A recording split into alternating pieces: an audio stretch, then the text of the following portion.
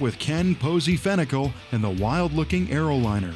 You won't want to miss the hand-created lines of this radical 1935 Ford Roadster. And later, Nick talks with Steve Strope and Jack Trepanier, so don't go away. Welcome back to V8 TV as Nick Scavo interviews Ken Posey Fennicle about the Aeroliner.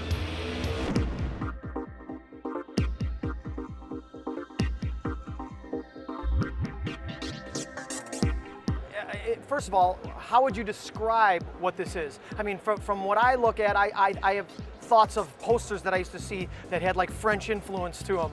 I mean, it's something amazing when I look at it, but what is it? What kind of car is it, first of all? Well, you mentioned French. It's nice to think of that era, but I like to think of the American deco era. Okay. Sort of like American fries, not French fries. Good, I like your attitude. Okay, so anyways, we took a 35 Ford Roadster and we wanted to emulate the deco era and the feel and the flair and the flamboyant attitude of those automobiles. So we tried to do it with a car. I'm in the hot rod industry. I build cars like this for customers, but I like to do one-off individual statements. Well, and this is unbelievably one-off. First of all, how much has it been stretched?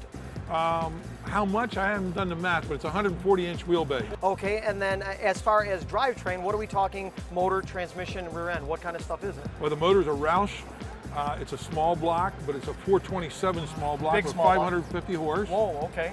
Then we used a transmission from Del Trans. We used a Gear Vendors overdrive. Really? It Okay. created a 6-speed, and that goes through a Winner's rear axle. We chose to use Dutchman axles themselves inside the housing. Now, what about the rims? I noticed the tires are absolutely enormous, it looks like, on this thing. What are they? Well, they're BF Goodrich tires, okay. And the wheel I designed for Colorado Custom, and in turn, to take away from the billet look, we coated or painted the centers the same color as the car. You know what? It really works for you. There's no doubt about it. And what about the hood ornament? What is the hood ornament? What gave the idea, and what's it made out of? Well, every one of our projects has a major piece of controversy. The things that I've done over the years, I've tried to do before everybody else did them. But also, what goes around comes around. Yeah. And naturally, I'm not breaking any new ice with a hood ornament. It's that my industry, or our kind of cars, don't use hood ornaments. Not anymore, right. Well, with the length of the hood, the look of the car, deco, I decided it was time to do a hood ornament. Well, this hood's so long, you could have pretty much put a real girl on that hood, though, right? Well, almost, yes, sir. But a gentleman by the name of David Daniels did the sculpture for me, and it's a bronze.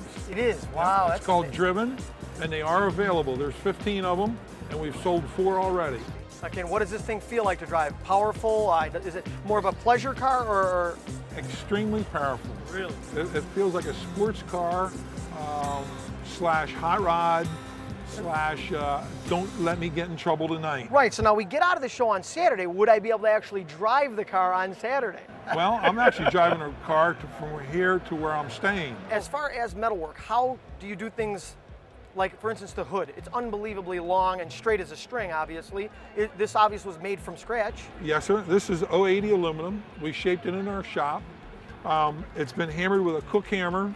That allows us to keep the contours, emulate an automotive look, not a back alley look.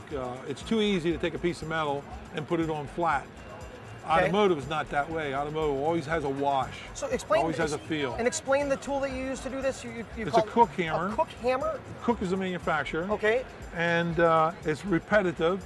Okay. And it moves the sheet metal in the direction you want it to move. Basically stretches the metal out? Yeah. Okay. By changing the dies, it's up or down. Okay. The same way with the side profile. And I would imagine that's not something that the person at home just gets behind something like that and tries it. It's probably years and years and years yes. of experience. Yeah.